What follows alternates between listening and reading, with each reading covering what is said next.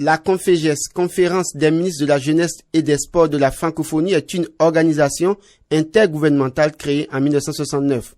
À ce titre, elle a pour mandat de promouvoir la coopération multilatérale dans le domaine de la jeunesse et du sport en apportant appui, soutien et conseils dans l'élaboration, la mise en œuvre et le suivi des politiques de promotion de la jeunesse et le développement du sport. Sa 36e conférence ministérielle aura lieu à Cotonou.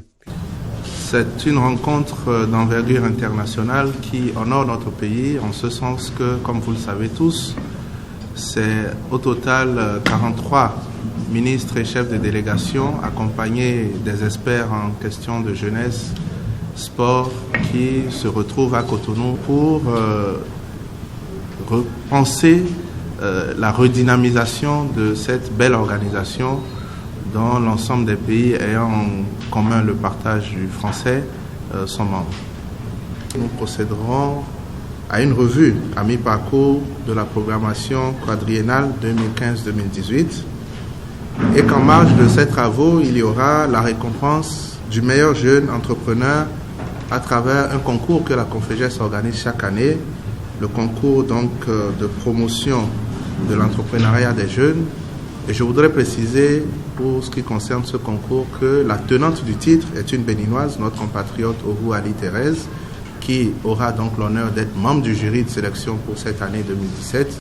Quels sont donc les enjeux de cette 36e session ministérielle pour les pays membres de la Conféges et principalement pour le Bénin? C'est quand même l'organisation qui, aujourd'hui, parraine les questions de jeunesse et de sport dans tout l'espace francophone, et que notre pays a été choisi pour l'abriter au plan visibilité, diplomatie, rayonnement. C'est déjà pour moi un atout important. Pour le ministre des Sports que je suis, il y a évidemment tous les programmes de coopération avec la Conféges. Vous n'êtes pas sans savoir que depuis de longues années, le Bénin, à l'instar des autres pays membres, bénéficie d'un programme de coopération à travers des bourses et un certain nombre de choses qui sont offertes.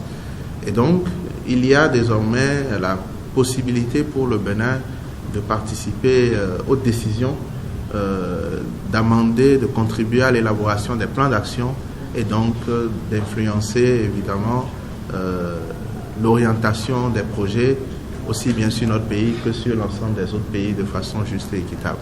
Les travaux prévus pour s'ouvrir le lundi 17 avril prendront fin le 21 avril et connaîtront également la désignation d'un nouveau secrétaire général pour un mandat de 4 ans à partir du 1er septembre 2017.